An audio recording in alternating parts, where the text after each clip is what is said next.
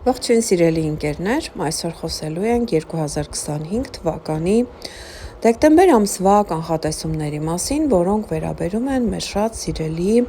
ջրի նշանի ներկայացուցիչներին։ Սիրելիներս, ես բոլորիդ մեկնաբանությունները կարդում եմ։ Շնորհակալ եմ, որ այդքան անհամբեր սպասում եք իմ հոլովակներին, սակայն ժամանակ առ ժամանակ այնպես իրավիճակներ են ստեղծվում,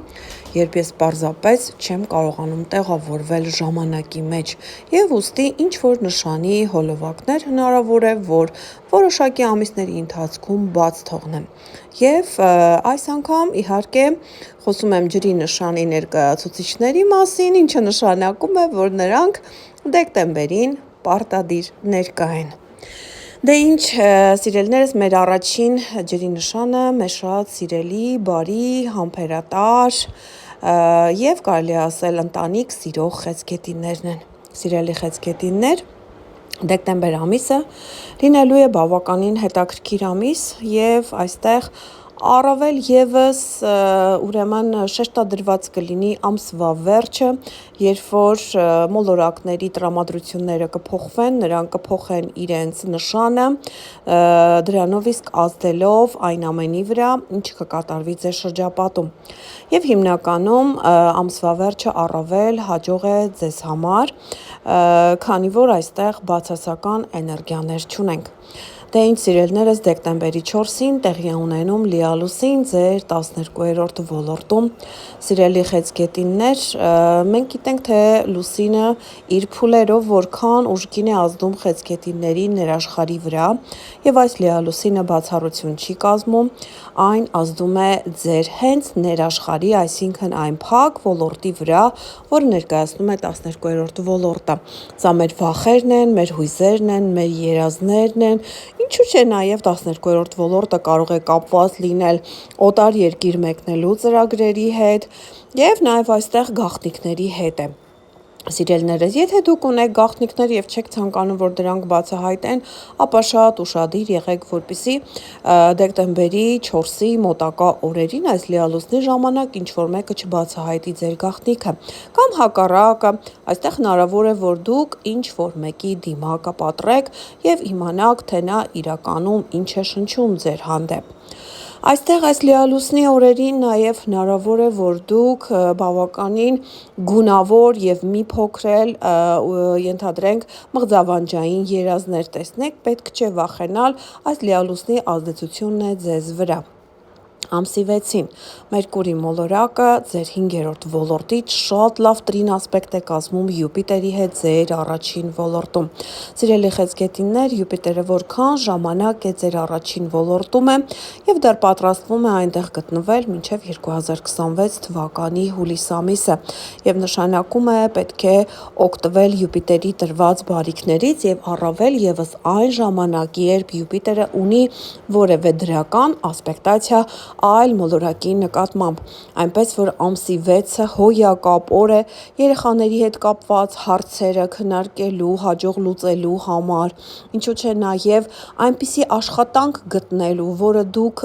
երեխաների հետ եք աշխատելու, այսինքն անմիջական շփումն է պահանջում երեխաների հետ, կամ միգուցե դեկտեմբերի 6-ը պարզապես շատ լավ հանգստյան օր կարող է լինել ձեզ համար, որովհետև Մերկուրին 5-րդ ոլորտում է, իսկ 5-րդ ոլորտը այն ամենն է, ինչ մենք սիրում ենք, սա մեր երեխաներն են, սա մեր հանգստի մեկնելու ծրագրերն են, սա մեր սիրած էակն է, եւ սա այն աշխատանքն է ստեղծագործական, որը մենք հաճույքով ենք կատարում, այնպես որ այս ամենի հետ կապված կունենաք հրաշալի նորություններ։ Ամսի 7-ին նույնպես հրաշալի ասպեկտացիա ունենք Մերկուրի մոլորակը 5-րդ ոլորտից տրին է կազմում այժմ արդեն բարձր Սատուրն մոլորակի հետ, որ այս պահին ձեր 9-րդ ոլորտում է։ Սիրելի խեցգետիններ, դեկտեմբերի 7-ի այս շքեղ տրինը կարող է ձեզ տալ հնարավորություն, ասենք, օտար երկիր մեկնելու ինչ-որ ծրագիր իրականացնելու, կամ հնարավոր է, որ, ասենք, քննություններ եք հանձնում, դեկտեմբերի 7-ին շատ հաջող հանձնեք ձեր քննությունը, այստեղ նաև օտար երկրի ներկայացուցչի հետ ծանոթանալու հավանականություն կա, տեսեք 9-րդ ոլորտը նաև դատական պրոցեսներն են եւ հնարավոր է, եթե այդպիսի խնդիր կա, ապա դեկտեմբերի 7-ին դուք այդ դատական խնդիրը, այդ հարցը հաջողությամբ կլուծեք։ Սակայն ամսի 9-ին ունենք Մարս Սատուրն մոլորակների լարված քառանկյունը, սիրելիներս,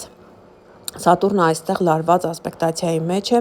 Մարսի հետ, որը գտնվում է ձեր 6-րդ առողջական ոլորտում, եւ ամսի 9-ին պարզապես խորհուրդ կտամ ձեզ, որպեսզի ուշադիր լինեք ընդհանրապես սուր կտրող գործիքների նկատմամբ, տրավմաների չենթարկվեք եւ նաեւ ուշադիր եղեք, որպեսզի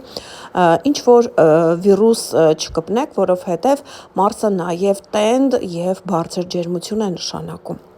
Ամսի 10-ին նույնպես ունենք լարված ասպեկտացիա, այստեղ արդեն Մերկուրի Ուրան մոլորակների միջև եւ այստեղ խնդիրներ կարող են առաջանալ կապված ընկերական շրջապատի հետ, կապված միգուցե on-line հարթակի հետ, եթե դուք այստեղ ակտիվ եք, այսինքն ունեք բիզնես կամ ակտիվ շփվում եք, այստեղ նույնպես կարող են խնդիրներ առաջանալ եւ նաեւ ինչու՞ չէ, եթե չափահաս երեխաներ ունեք, նրանց հետ կապված նույնպես կարող եք ունենալ խնդիրներ։ Ամսի 11-ին Մերկուրի մոլորակը արդեն տեղափոխվում է ձեր 6-րդ ոլորտ եւ նշանակում է խեցգետինները դեկտեմբերի 11-ից հետո արդեն սկսում են զբաղվել այնպիսի հոգսաշատ առօրյայով, այսինքն ձեզ մոտ ավելանում է հոգսերը, ավելանում են առօրյա գործերը, միգուցե ձեր աշխատանքային գրաֆիկն է խտանում, որտեղ Մերկուրին այստեղ բերում է անդադար շփումներ, հաղորդակցություն, իսկ 6-րդ ոլորտը սա մեր ամենօրյա գործերն են, մեր ուրեմն ամենօրյա գրաֆիկն է, այստեղ ակտիվանում է այդ ամենը։ Ամսի 15-ին Մարսը տեղափոխվում է ձեր 7-րդ ոլորտ եւ այստեղ արդեն սիրելի խեցգետիններ ունենք ամսվա վերջում կարելի ասել ամսվա երկրորդ կեսին ունենք մոլորակների կուտակում ձեր 7-րդ ոլորտում, ինչը նշանակում է, որ միայնակ խեցգետինները առավել եւս պետք է շատ ուշադիր լինեն, որովհետև նախ ամսի 15-ին է Մարսը տեղափոխվում 7-րդ ոլորտ, դուք շատ ակտիվ եք դառնում կապված կողքի մարդկանց նկատմամբ, ամսի 22-ին Արևն է տեղափոխվում 7-րդ ոլորտ, իսկ ամսի 24-ին մեր գեղեցկուհի Վեներան է տեղափոխվում ձեր 7-րդ ոլորտ եւ այստեղ ունենք մենք ուրեմն մոլորակների կուտակում։ Սա նշանակում է, որ հաճախորդներ կարող են գալ, եթե դուք սպասարկման ոլորտում եք, նոր ընկերներ կարող եք ձեռք բերել, ինչու՞ չէ նաև այստեղ նոր կողակից, նոր մարդ ձեր կյանքում, կարևոր մարդ ձեր կյանքում կարող է հայտնվել։ Ամսի 20-ին սիրելիներս նորալուսին է տեղի ունենում եւ այս նորալուսինը նույնպես խեցգետիների համար շատ կարեւոր է, որովհետեւ նախ այն տեղի է ունենում 6-րդ ոլորտում եւ այստեղ հենց նույն օրը մուտք է գործում սև լուսինը, այսինքն լուսնի այն սև կողմը, որը մենք չենք տեսնում, որը աստղաբանության մեջ կոչվում է Լիլիթ, այսինքն Լիլիթը նույնպես ամսի 20-ին մուտք է գործում ձեր 6-րդ ոլորտ, սիրելի խեցգետիններ, նախ երբ Լիլիթը 6-րդ ոլորտում է, նա որևիցե ոլորտում մնում է 9 ամիս եւ նշանակում է առաջիկա 9 ամիսների ընթացքում, սկսած դեկտեմբերի 20-ից դուք պետք է շատ ուշադիր լինեք, որպեսզի ձեր աշխատավայրում բամբասանքի զոհ չդառնաք եւ բացի դրանից դուք պետք է նաեւ շատ ուշադիր լինեք ձեր առողջության նկատմամբ։ Այս նորալուսինը շատ խեցգետիների կարող է բերել նոր աշխատանք, նոր աշխատանքային գրաֆիկ կամ միգուցե ինչու՞ չէ նաև ձեր առողջ ապրելակերպով զբաղվելու հնարավորություններ։ Դե ինձ սիրելիներս ամիսը վերջանում է շատ լավ դրական էներգիայով եւ կարելի ասել ամանորին դուք ունենալու եք շատ լավ տրամադրություն, այստեղ ոչ մի խանգարող հանգամանք չունենք։ Դե ինձ սիրելի խեցգետիններ, այսքանը ձեր դեկտեմբեր ամսվա կանխատեսումների մասին, այժմ ես կխոսեմ մեր շատ սիրելի կարիճներից։ Ողջունում եմ մեր սիրելի կարիճներին, սիրելիներս, ձեզ համար դեկտեմբերը նույնքան կարևոր է, որքան ուրիշ նշանների համար, սակայն այստեղ ձեզ համար առավել ուշադրության կենտրոնում կլինեն ֆինանսները։ Դե ինչ դեկտեմբերի 4-ին լիալուսին է տեղի ունենում ձեր ֆինանսական դաշտում, 8-րդ ոլորտում։ Սիրելի կարիճներ, երբ լիալուսին է տեղի ունենում 8-րդ ոլորտում, նշանակում է դեկտեմբերի 4-ին կամ նրա մոտակա օրերին ուրեմն մեծ ֆինանսական ինչ-որ հարց կարող է լուծվել։ Հնարավոր է, որ դուք ինչ-որ մի բան եք ցանկանում գնել, սակայն ամբողջ նոյեմբեր ամսվա ընթացքում չեք կարողանում գումարի մեջ տեղավորվել կամ ձեր ենթադրենք ցանկացած ձեր ուզած գնով չեք կարողանում այդ ճարել եւ հնարավոր է որ դեկտեմբերի 4-ին կամ նրան մոտ օրերին, ասենք 3-ին, 2-ին կամ անգամ 5-ին դուք կարողանաք այդ ապրանքը ձեռք բերել։ Նաեւ այստեղ այս լիալուսինը նախանշում է, որ հնարավոր է որ բանկային ինչ-որ մի գործարք տեղի ունենա շատ հաջող, որը երկար ժամանակ ձգձգվում էր։ Հնարավոր է շատ կարիճներ, ասենք ժառանգություն ստանան, հնարավոր է նաև այստեղ ինչ-որ ֆինանսական, ինչ-որ մի թեմա, որ երկար ժամանակ ձեզ տանջում էր, այդ թեման նույնպես լուծվի, այսինքն ինչ-որ մեկը պարտք էր ձեր պարտքը վերադարձնեն կամ դուք եք ինչ-որ մեկին գումար պարտք եւ տանջվում եք, չէիք կարողանում քնել, այդ օրերին արդեն կկարողանաք վերադարձնել։ Ամսի 6-ին եւ 7-ին Մերկուրի մոլորակը, որ այս պահին ձեր առաջին ոլորտում է, տրին է կազմում նախ Յուպիտեր մոլորակի հետ, այնուհետև Սատուրնի հետ։ Սիրելի կարիճներ, Մերկուրին հետընթաց վիճակով նոյեմբեր ամսին, կարելի ասել նոյեմբերի 19-ին մուտք է գործել ձեր առաջին ոլորտ։ Այն եղել էր ձեր երկրորդ ոլորտում։ Եվ քանի որ հետընթաց էր ունեցել, նշանակում է նոյեմբերը ֆինանսական առումով այնքան էլ կայուն չէր եղել։ Եվ այժմ արդեն Մերկուրին շատ արագաշարժ արագընթաց է եւ ձեր առաջին ոլորտում է դեռևս ամսի 11-ին կփոխի իր նշանը, մուտք կգործի ձեր երկրորդ ֆինանսական դաշտ, սակայն այստեղ շատ լավ տրին ասպեկտը տալիս է կարիճներին հնարավորություն հաջող քննություններ հանձնելու, հանգստի մեկնելու, ասենք սիրած էակի հետ հանդիպելու, շատ լավ օր ունենալու, ինչ-որ միջոցառումների մասնակցելու կամ երեխաների հետ կապված ինչ-որ լավ իրադարձությունների մասնակցելու։ Նաև այստեղ 9-րդ ոլորտը ներկայացնում է դատական պրոցեսները, եթե այդպիսիք կան ձեր կյանքում, ապա հնարավոր է հաջող լուծում լինի այդ դատական խնդրին։ Ամսի 9-ին սակայն ձեր երկրորդ գլխավոր մոլորակ Մարսը, որը այս պահին ձեր երկրորդ ֆինանսական դաշտում է, լարված քառանկյան մեջ է Սատուրնի հետ 5-րդ ոլորտում։ Սիրելի կարիճներ, այստեղ հնարավոր է երեխայի հետ կապված ինչ-որ ֆինանսական հարց առաջանա, կամ հնարավոր է, որ այստեղ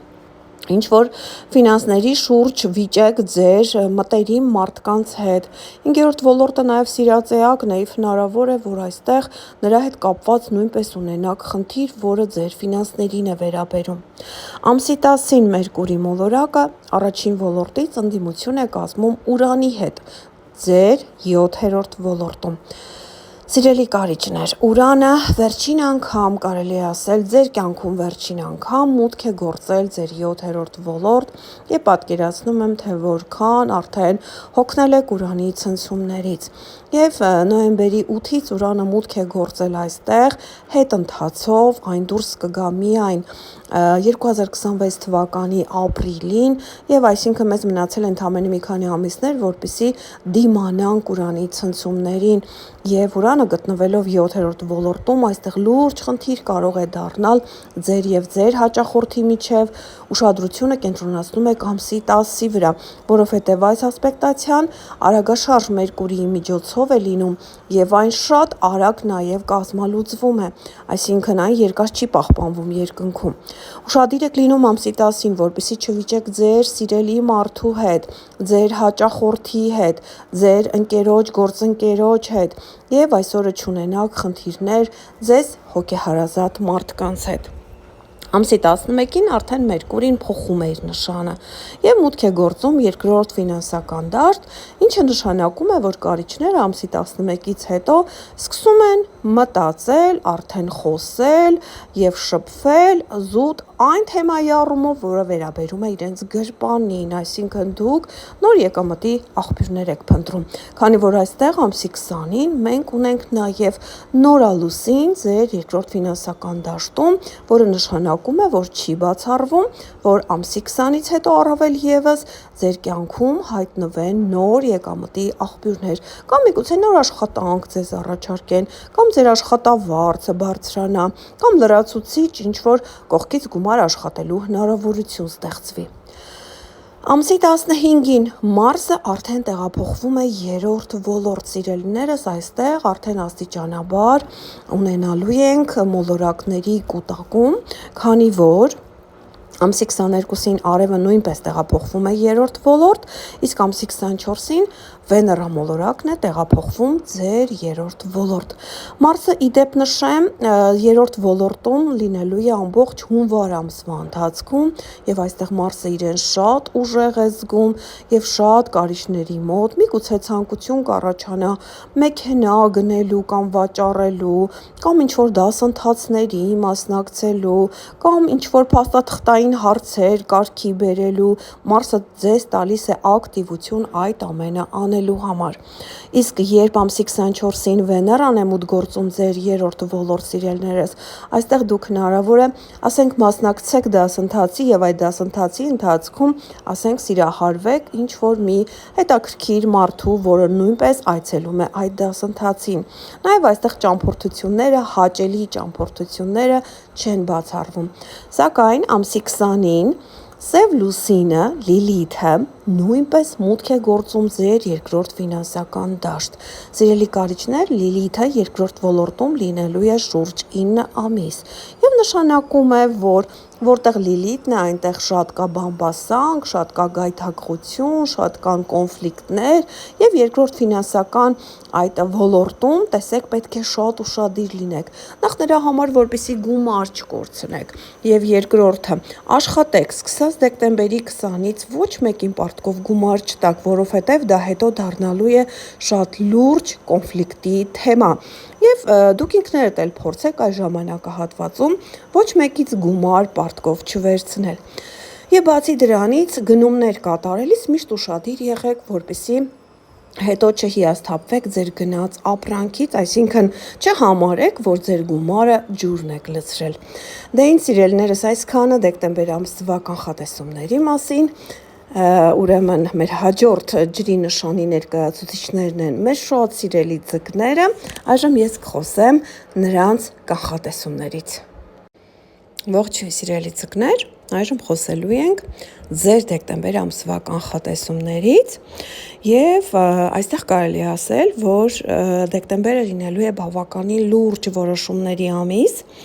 որովհետև այստեղ ներգրաված են ուրեմն 10-րդ եւ 11-րդ ոլորտները, սա նշանակում է 10-րդ ոլորտը սա մեր հասարակական դիրքն է, մեր ամուսնական կարգավիճակն է, մեր անուն հեղինակությունն է, այսինքն դուք այդ մասին շատ երկար եք մտածելու ամբողջ դեկտեմբերի